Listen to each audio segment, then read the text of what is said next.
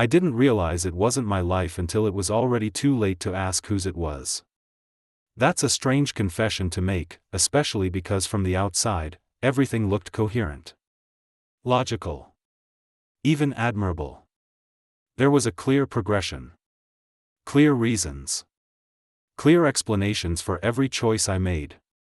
I had answers ready long before anyone asked questions. Why this path? Why this job? Why this version of a future? Because it made sense.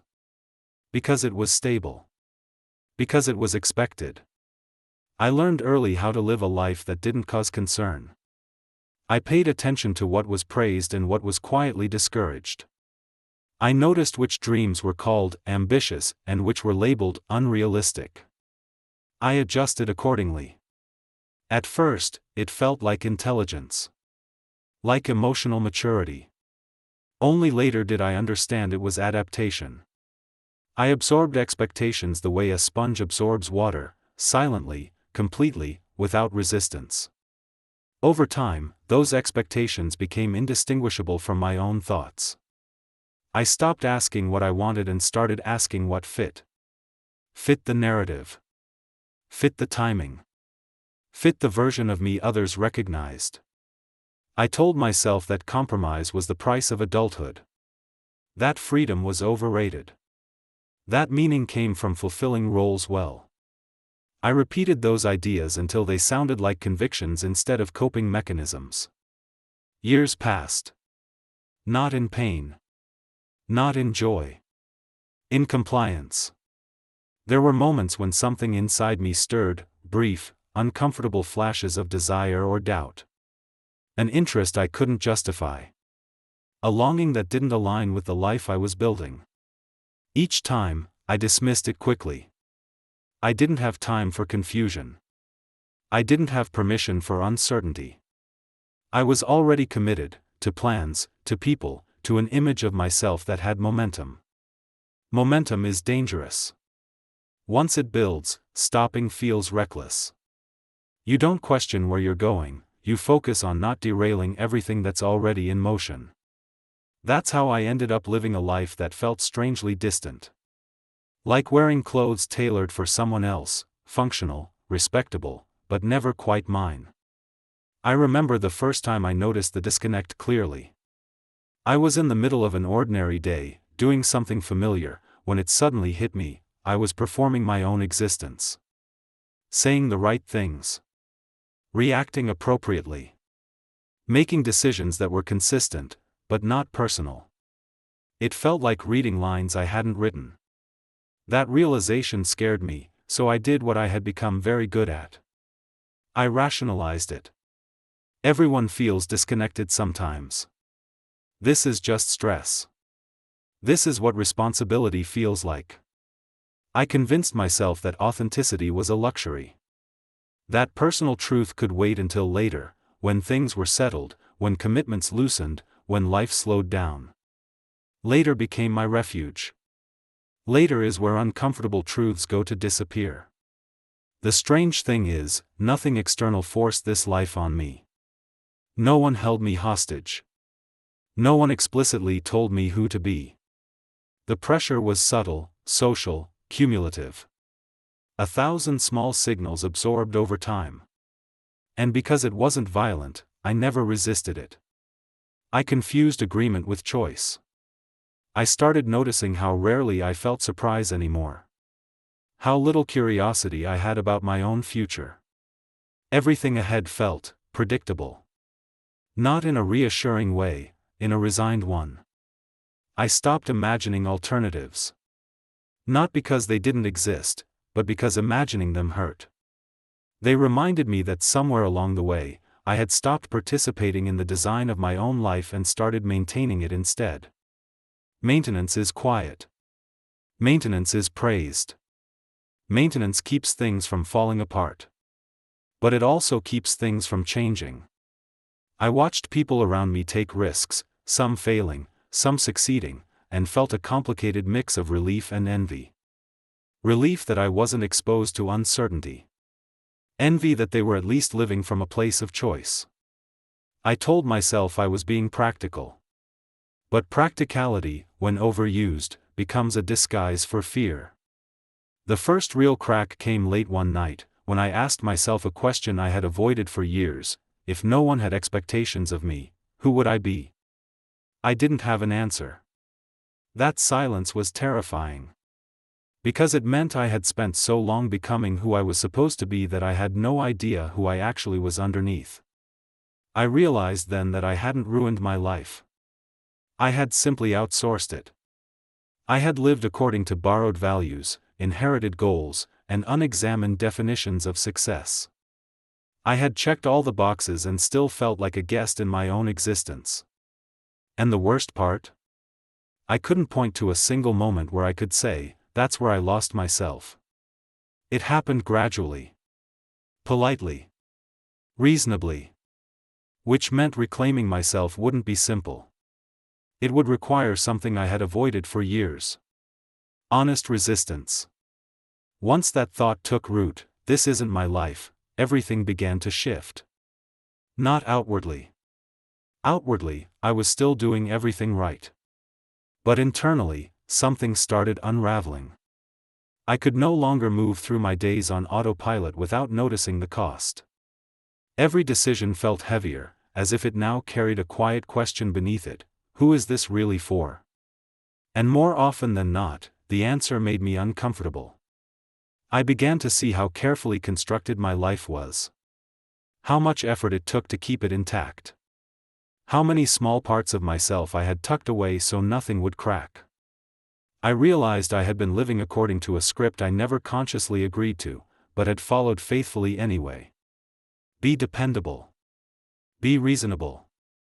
Don't disrupt what works. Don't want too much. Those rules had shaped me more than any dream ever did. The internal crisis didn't arrive as panic. It arrived as clarity, and clarity is far more dangerous. Panic passes. Clarity demands action. I started noticing how often I silenced myself before words even formed. How frequently I adjusted my reactions in real time to remain acceptable. I wasn't lying to people, I was editing myself. Constantly. That editing became exhausting. There were moments when I felt an urge to speak honestly, to admit uncertainty or dissatisfaction, and I would physically feel myself pull back. As if there were an invisible line I wasn't allowed to cross. Crossing it felt like betrayal. Not of others, but of the life I had already committed to. That was the moral dilemma I couldn't escape. If I admitted this life wasn't mine, what did that say about every choice I had already made? About the years invested?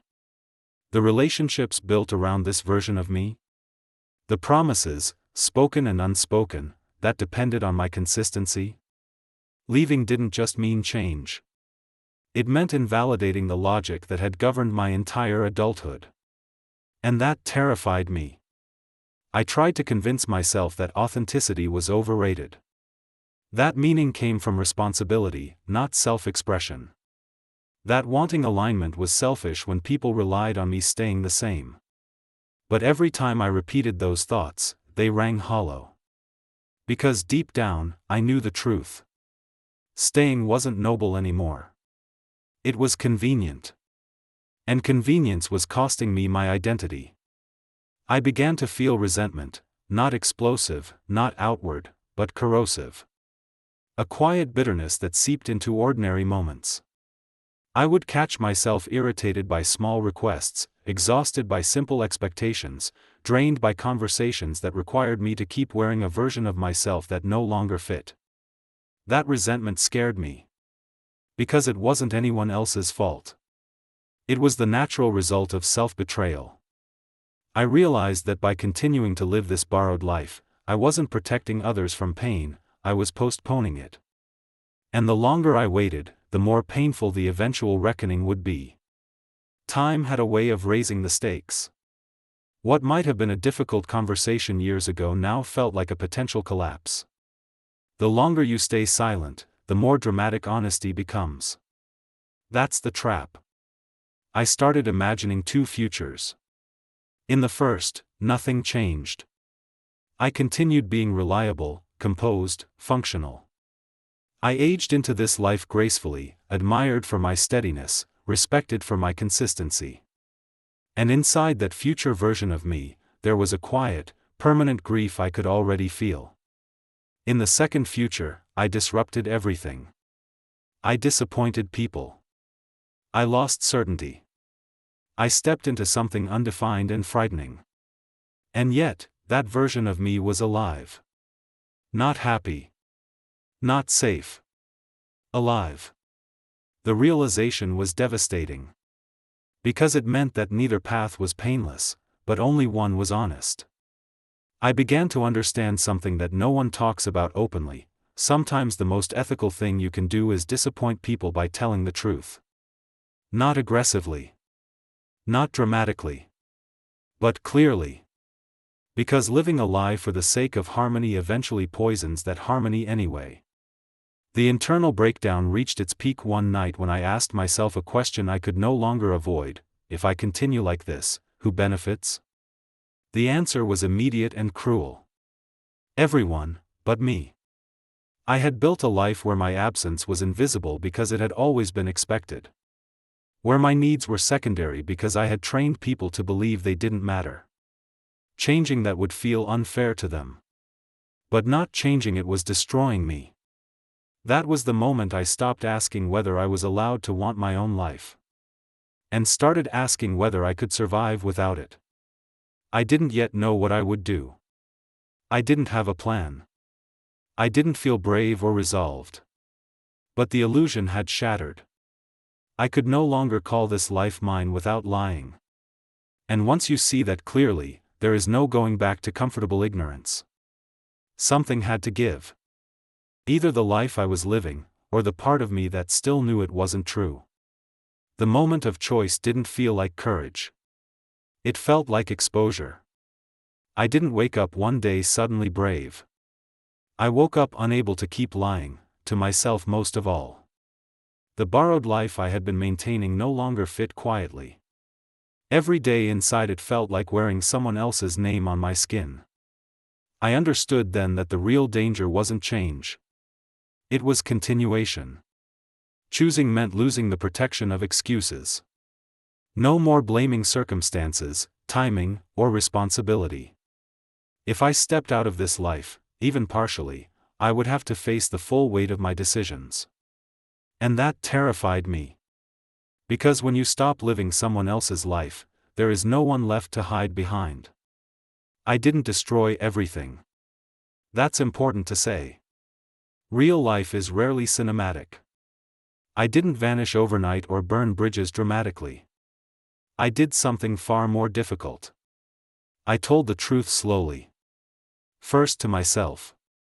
Then in fragments to others. I admitted uncertainty where I had always projected confidence. I said no to things I had automatically agreed to for years. I allowed disappointment to exist instead of immediately fixing it. Each small act felt dangerous. Not because it caused chaos, but because it changed the rules. People reacted in ways I hadn't fully anticipated. Some were confused. Some were hurt. Some tried to pull me back into the familiar shape they recognized. A few accused me, quietly or openly, of changing, of becoming selfish, of breaking an unspoken contract. And they were right about one thing. I had changed. I was no longer willing to disappear to keep things smooth. That came with consequences. Certain relationships weakened. Some depended entirely on the version of me who never resisted.